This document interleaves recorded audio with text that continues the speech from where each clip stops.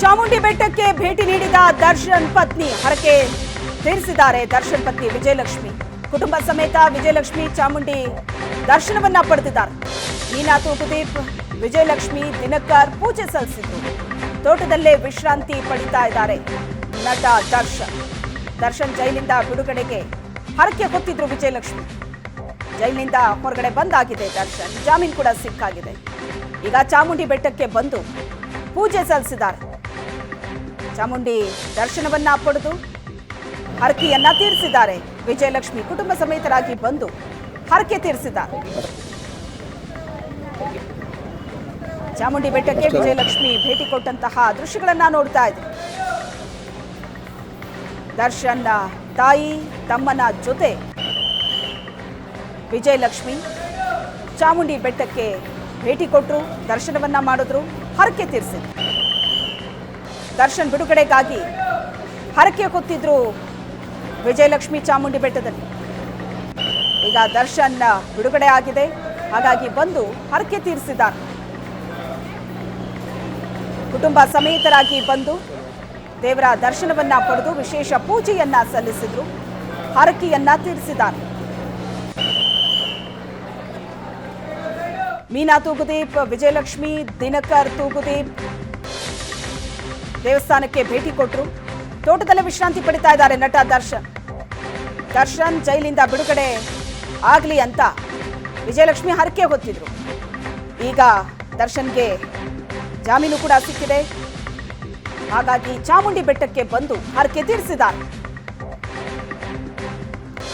ಕಳೆದ 6 ತಿಂಗಳಿಂದ ನಡೀತಾ ಇದ್ದಂತಹ ಬೆಳವಣಿಗೆ, ಸಾಕಷ್ಟು ಓಡಾಡಿದ್ರು ದೇವಸ್ಥಾನಗಳಿಗೆ ಮತ್ತು ಕಾನೂನಾತ್ಮಕವಾಗಿ ಹೋರಾಟ ಮಾಡೋದಕ್ಕೆ ವಿಜಯಲಕ್ಷ್ಮಿ. ಈಗ ಬಿಡುಗಡೆ ಆಗ್ತಾ ಇದ್ದಂತೆ ಚಾಮುಂಡಿ ಬೆಟ್ಟಕ್ಕೆ ಬಂದು ಹರಕೆ ತೀರಿಸಿದ್ದಾರೆ. ರಾತ್ರಿ ಇಡೀ ಸಿಟಿ ರವಿಯನ್ನ 4 ಜಿಲ್ಲೆ ಸುತ್ತಾಡಿಸಿದ್ದು ಯಾಕೆ? ಕಮಿಷನರ್ ಹೇಳಿದ್ದೇ ಒಂದು, ಸಭಾಪತಿ ಹೇಳಿದ್ದೇ ಮತ್ತೊಂದು. ಭದ್ರತೆ ಕಾರಣಕ್ಕೆ ಸುತ್ತಾಡಿಸಿದ್ದಾಗಿ ಎಡ ಮಾರ್ಟಿನ್ ಹೇಳಿಕೆ ಕೊಟ್ಟಿದ್ದಾರೆ. ದಾರಿ ತಪ್ಪಿ ಪೊಲೀಸರು ಊರೂರು ಅಲ್ದಾಡಿಸಿದ್ದಾರೆ ಅಂತ ಹೊರಟ್ಟಿ ಹೇಳಿದ್ದಾರೆ. ನಾನು ಪೊಲೀಸ್ ಅಧಿಕಾರಿಗಳಿಗೆ ಈ ಬಗ್ಗೆ ಕೇಳಿದ್ದೀನಿ, ರಾತ್ರಿ ದಾರಿ ತಪ್ಪಿ ಕರೆದೊಯ್ಯಲಾಗಿದೆ ಅಂತ ಹೇಳಿದ್ದಾರೆ. ಚಿತ್ರದುರ್ಗದಲ್ಲಿ ಸಭಾಪತಿ ಬಸವರಾಜ್ ಹೊರಟ್ಟಿ ಹೇಳಿಕೆ ನೀಡಿದ್ದಾರೆ. ಒಟ್ನಲ್ಲಿ ಒಬ್ಬೊಬ್ರು ಒಂದೊಂದು ರೀತಿಯಾದ ಹೇಳಿಕೆ ಕೊಡ್ತಾ ಇದ್ದಾರೆ. ರಾತ್ರಿ ಇಡೀ ಸಿಟಿ ರವಿಯನ್ನ 4 ಜಿಲ್ಲೆ ಸುತ್ತಾಡಿಸಿದ್ದಾದ್ರೂ ಯಾಕೆ? ಇದಕ್ಕೆ ಸಂಬಂಧಪಟ್ಟ ಹಾಗೆ ಕಮಿಷನರ್ ಹೇಳಿದ್ದೆ ಒಂದು, ಸಭಾಪತಿ ಹೇಳಿದ್ದೆ ಮತ್ತೊಂದು.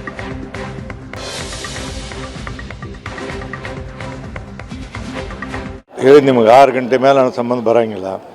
ನಾನು ಪೊಲೀಸ್ ಕಮಿಷನರ್ ಕೇಳಿದೆ, SP ಕೇಳಿದೆ, ಇಲ್ಲ ಸರ್ ಎಲ್ಲೋ ಕರ್ಕೊಂಡು ಹೋಗ್ಬೇಕಾದ್ರೆ ದಾರಿ ತಪ್ಪಲ್ಲಿ ಕರ್ಕೊಂಡು ಹೋಗ್ಯಾರೆ, ಅವ್ರ ರಕ್ಷಣೆ ಮುಖ್ಯ ಆಗಿತ್ತು ಅಂದರು. ನಾನು ರಾತ್ರಿ 1:30 ಗಂಟೆವರೆಗೆ ಪೊಲೀಸ್ ಕಮಿಷನರ್ಗೆ SP ಮಾತಾಡಿ ಎಲ್ಲ ಸಿಟಿ ರವಿಯವ್ರಿಗೆ 3 ಸರಿ ಫೋನ್ ಮಾಡಿ ಅವ್ರನ್ನೆಲ್ಲವನ್ನ ಸರಿಯಾಗಿ ಅವ್ರ ಊರಿಗೆ ಹೋಗುವವರೆಗೆ ಪೊಲೀಸ್ ಪ್ರೊಟೆಕ್ಷನ್ ಕೊಡಿಸಿ ಕಳಿಸ್ಕೊಡುವಂಥ ವ್ಯವಸ್ಥೆ ಮಾಡಿ ನಮ್ಮ ಸದಸ್ಯರ ಎಲ್ಲ ಜವಾಬ್ದಾರಿಯನ್ನು ನಾವು ತೊಗೊಂಡು ಉಳಿದದ್ದು ನಾನು ಏನು ಹೇಳೋಕ್ಕೋಲ್ಲ, ಅವ್ರದ್ದು ಬೇರೆ ಬೇರೆ, ನಾವು ಅದನ್ನು ಹೇಳೋಕ್ಕೆ ಹೋಗೋಲ್ಲ. ಹೇಳಿದ ನಿಮಗೆ 6 ಗಂಟೆ ಮೇಲೆ ನನ್ನ ಸಂಬಂಧ ಬರೋಂಗಿಲ್ಲ.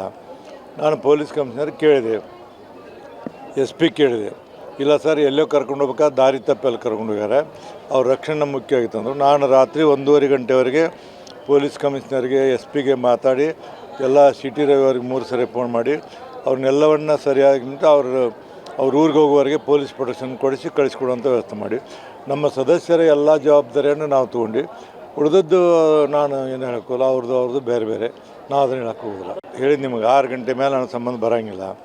ನಾನು ಪೊಲೀಸ್ ಹೊಸ ವರ್ಷಾಚರಣೆಗೆ ನಂದಿ ಬೆಟ್ಟಕ್ಕಿಲ್ಲ ಪ್ರವೇಶ. ಡಿಸೆಂಬರ್ 31ರ ಸಂಜೆ 6 ಗಂಟೆಯಿಂದ ಜನವರಿ 1ರ ಬೆಳಿಗ್ಗೆ 7 ಗಂಟೆ ತನಕ ನೋ ಎಂಟ್ರಿ ನಂದಿ ಬೆಟ್ಟಕ್ಕೆ. ಚಿಕ್ಕಬಳ್ಳಾಪುರ ಜಿಲ್ಲಾಧಿಕಾರಿ ರವೀಂದ್ರ PN ಆದೇಶ ಹೊರಡಿಸಿದ್ದಾರೆ. ನಂದಿ ಬೆಟ್ಟದ ಮೇಲಿನ ಗೆಸ್ಟ್ ಹೌಸ್ ರಿಸರ್ವೇಶನ್ ರದ್ದು ಮಾಡಲಾಗಿದೆ. ಅತಿಥಿ ಗೃಹಗಳಲ್ಲಿ ಎಲ್ಲ ರೂಮ್ ಬುಕಿಂಗ್ ರದ್ದು ಮಾಡಲಾಗಿದೆ. ಅಹಿತಕರ ಘಟನೆ ನಡೆಯದಂತೆ ಮುನ್ನೆಚ್ಚರಿಕಾ ಕ್ರಮವನ್ನ ತೆಗೆದುಕೊಳ್ಳಲಾಗಿದೆ. ನಂದಿ ಬೆಟ್ಟದ ಮೇಲಿರುವಂತಹ ಗೆಸ್ಟ್ ಹೌಸ್ನ ಬುಕಿಂಗ್ ಕೂಡ ರದ್ದಾಗಿದೆ. ಯಾವುದೇ ಅಹಿತಕರ ಘಟನೆ ನಡೀಬಾರದು ಅಂತ ಸಾಕಷ್ಟು ಮುನ್ನೆಚ್ಚರಿಕಾ ಕ್ರಮವನ್ನ ತೆಗೆದುಕೊಳ್ಳಲಾಗ್ತಾ ಇದೆ. ಜಿಲ್ಲಾಧಿಕಾರಿ ರವೀಂದ್ರ PN ಆದೇಶ ಹೊರಡಿಸಿದ್ದಾರೆ.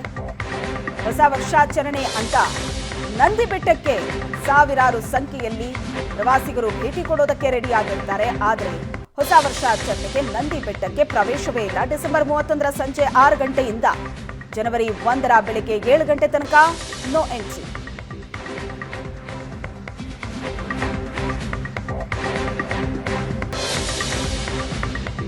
ಮಾವುತನನ್ನೇ ತಿವಿದು ಸಾಯಿಸಿದ ಆನೆ. ರಾಯಬಾಗ ತಾಲೂಕಿನ ಅಲಕನೂರು ಗ್ರಾಮದಲ್ಲಿ ನಡೆದಂತ ಘಟನೆ ಇದು. ಶ್ರೀ ಕರಿಸಿದ್ದೇಶ್ವರ ದೇವಸ್ಥಾನಕ್ಕೆ ಸೇರಿರುವಂತ ಧ್ರುವ ಆನೆ ಮೇವು ಹಾಕೋದಕ್ಕೆ ಹೋದಾಗ ಮಾವುತನ ಮೇಲೆ ದಾಳಿ ನಡೆಸಿದ ಆನೆ ದಾಳಿಯಿಂದ ಮಾವುತ ಕರಿಯಪ್ಪ ಮೃತಪಟ್ಟಿದ್ದಾನೆ. ಹಾರುಗೇರಿ ಪೊಲೀಸ್ ಠಾಣೆಯಲ್ಲಿ ಪ್ರಕರಣ ದಾಖಲಾಗಿದೆ. ರಾಯಬಾಗ ತಾಲೂಕಿನ ಅಲಕನೂರು ಗ್ರಾಮದಲ್ಲಿ ನಡೆದಂತ ಘಟನೆ ಇದು. ಆನೆಯ ದಾಳಿಯಿಂದಾಗಿ ಮಾವುತ ಕರಿಯಪ್ಪ ಮೃತಪಟ್ಟಿದ್ದಾನೆ. ಮಾವುತನನ್ನೇ ಈ ಆನೆ ತಿವಿದು ಸಾಯಿಸಿದೆ. ಮೇವು ಹಾಕೋದಕ್ಕೆ ಅಂತ ಹೋದಾಗ ಆನೆ ದಾಳಿ ನಡೆಸಿದೆ.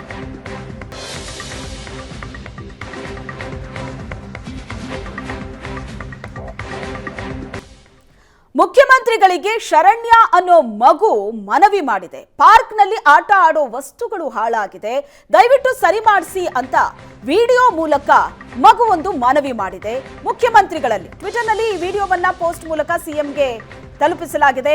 ಮಲ್ಲೇಶ್ವರಂ ಪಾರ್ಕ್ನಲ್ಲಿನ ಸಮಸ್ಯೆ ಸರಿಪಡಿಸೋದಕ್ಕೆ ಈ ಮಗು ಮುಖ್ಯಮಂತ್ರಿಗಳಲ್ಲಿ ಮನವಿ ಮಾಡಿದೆ. ಜೋಕಾಲಿ ಕಟ್ಟಾಗಿದೆ, ಜಾರ್ಬಂಡಿ ಎಲ್ಲ ಹಾಳಾಗಿದೆ. ನಮ್ಮ ಪಾರ್ಕ್ನಲ್ಲಿ ಯಾವುದೇ ಆಟದ ವಸ್ತುಗಳು ಸರಿ ಇಲ್ಲ, ಎಲ್ಲ ಹಾಳಾಗಿದ್ರಿಂದ ಯಾರು ಆಟ ಆಡೋದಕ್ಕೆ ಬರ್ತಾ ಇಲ್ಲ. ಕಬ್ಬಿಣದ ವಸ್ತುಗಳೆಲ್ಲ ತುಕ್ಕು ಹಿಡಿದು ಕಟ್ಟಾಗ್ತಾ ಇದೆ ಅಂತ ಸಿಎಂ ಸಿದ್ದರಾಮಯ್ಯನವರಿಗೆ ಮನವಿ ಮಾಡಿದೆ ಮಗು. ಹಾಯ್ ಸರ್, ನಾನು ಶರಣ್ಯ. ಇದು BBMP ಪಾರ್ಕು.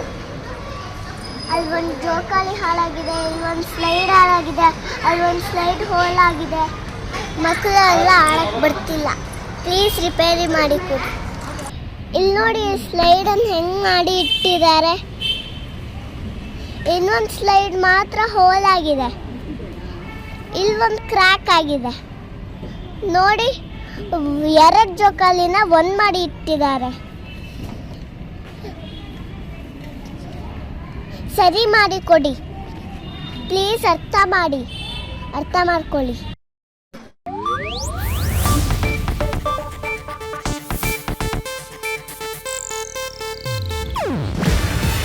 ಇದು ಏಷ್ಯಾನೆಟ್ ನ್ಯೂಸ್ ನೆಟ್ವರ್ಕ್ ಪ್ರಸ್ತುತಿ.